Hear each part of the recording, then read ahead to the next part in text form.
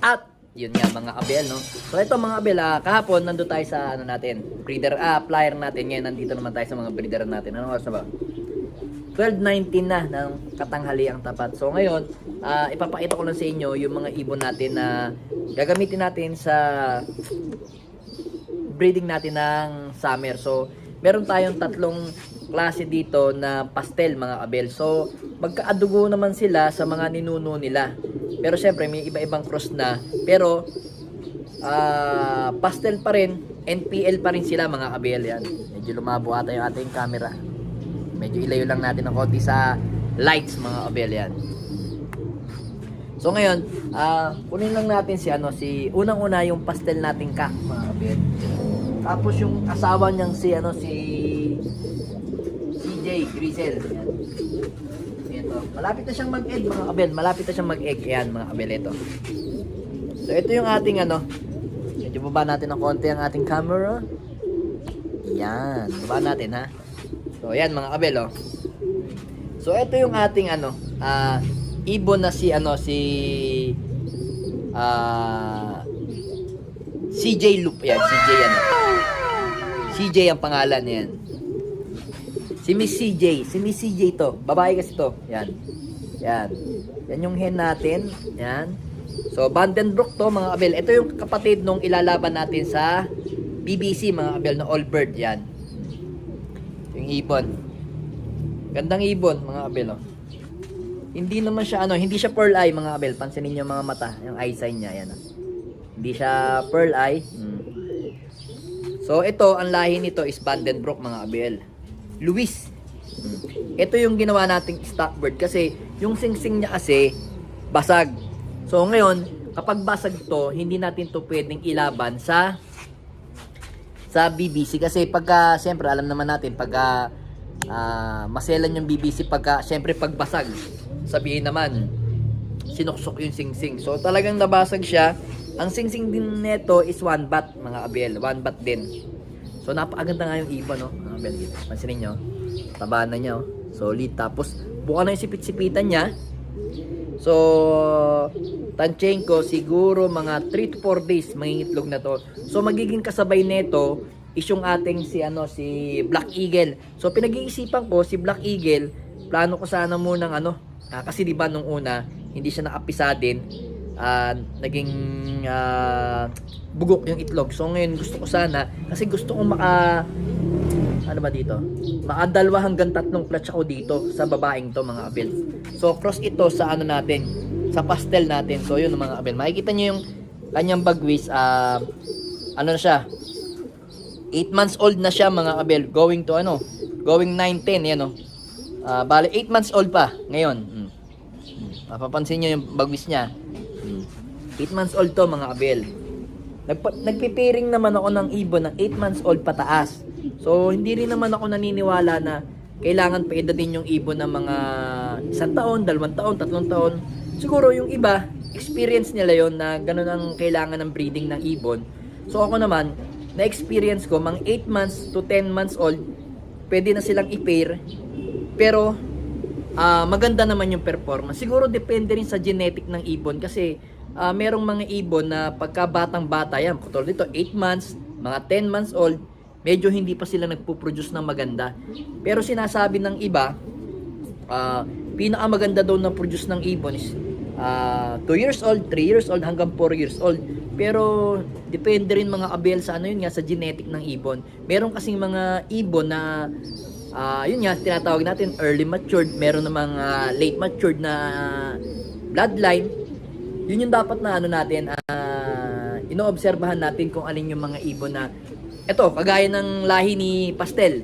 Yung mga lahi ni Pastel yan, kita nyo naman, pinarisan ni 6'5 yung anak ni Pastel dito.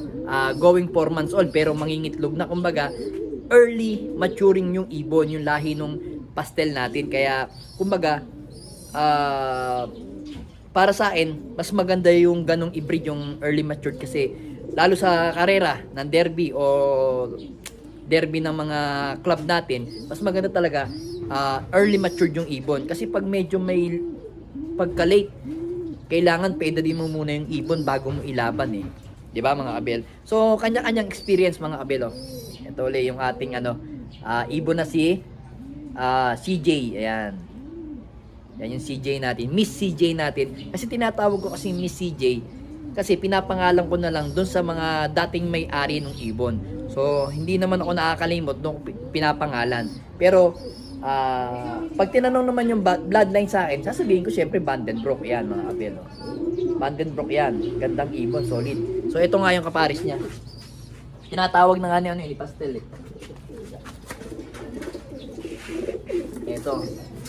Ito yung pastel natin, napakaliit. Tapos papakita ko rin sa inyo yung dalawa kong pastel pa. Bali tatlo yung pastel natin dito. Related sila. Yan o, abel, kita nyo. Bagwis nyo. Ang liit ng ibon na to. Pero barako mga abel. Yan nyo naman.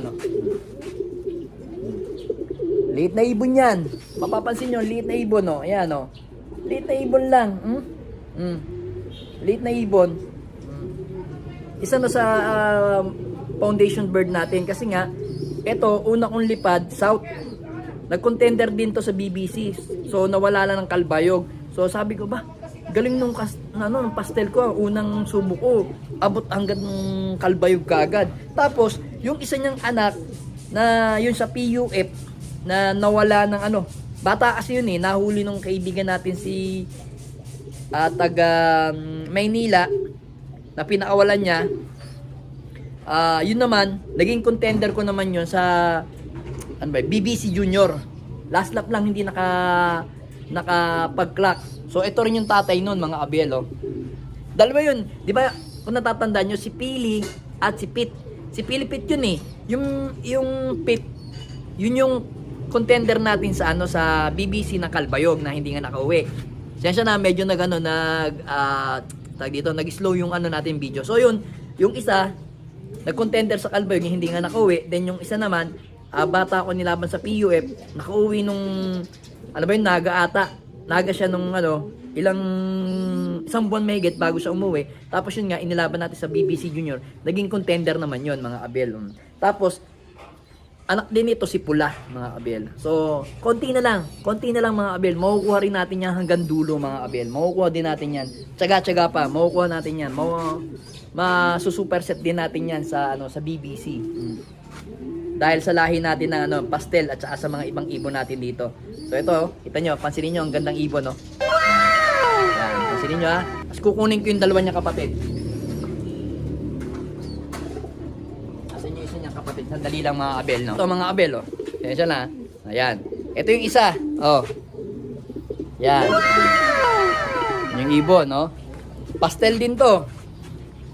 Ito yung nanay nung asawa ni 6'5" na ikaarga natin sa sa babuyan. Kita nyo naman yung ibon, napakaliit din, oh.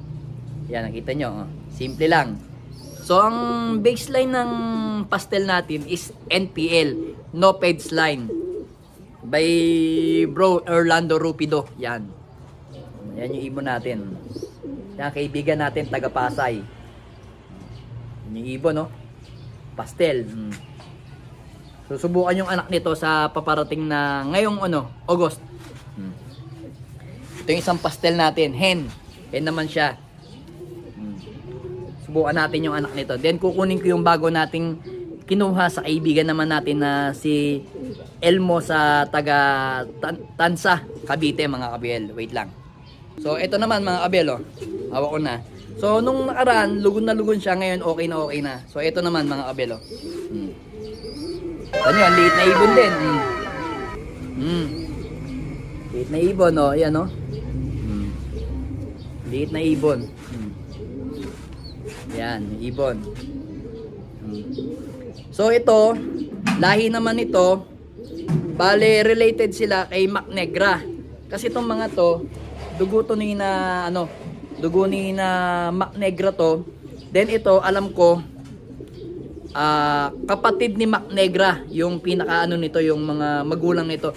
Ang magulang nito, na vlog ko nga is si Mr. Rupido na first overall champion, then si Miss Alice, yung Alice naman na second overall champion.